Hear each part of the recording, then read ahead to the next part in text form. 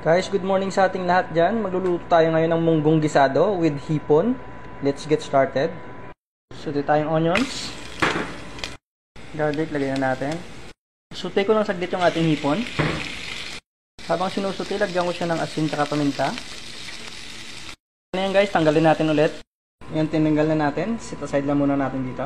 Natin yung kamatis. Lagay ko lang yung ating cubes. Yung ating kamatis, lagyan na natin yung munggo natin guys. Ilang natin ng asin guys. Black pepper, pampalasa din. Ganda na ng kulo ng ating munggo. Lagyan na natin yung ating hipon guys. Sunod na rin natin yung ating spinach. So ayun na nga guys. Napakabango ng ating gisadong munggo ngayon. Gawa ng ating spinach. Nakita nyo naman guys. Kaya okay na to guys. Tara, food trip na tayo.